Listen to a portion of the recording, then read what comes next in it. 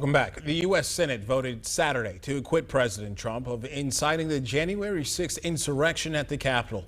But questions about the attack remain, leaving some lawmakers calling for a more in-depth investigation. Skylar Henry has more details from Capitol Hill.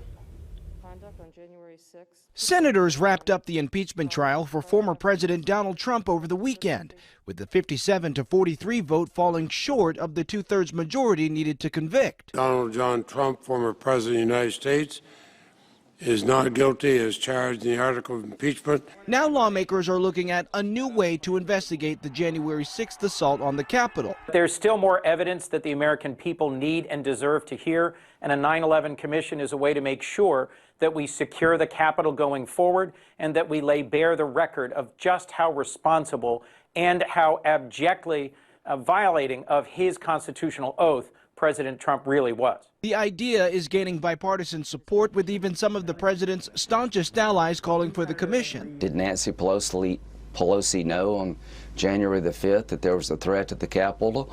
What did President Trump do after the attack? And I want to make sure that the Capitol footprint can be better defended next time. Concern about a possible next time remains high. CBS News has obtained a DHS intelligence report saying domestic extremists will pose an increased threat to government workers and buildings throughout 2021. The report says many groups may feel emboldened by the success of the January 6th assault. And Congressman Joe Neguse, who was part of the House impeachment prosecution team, says that may have intensified after Mr. Trump's acquittal. Without accountability, that many of these groups could very well become more emboldened and perhaps engage in more violence. Lawmakers have already tasked retired Lieutenant General Russell Honore to conduct a security review of the U.S. Capitol. Skylar Henry, CBS News, Capitol Hill.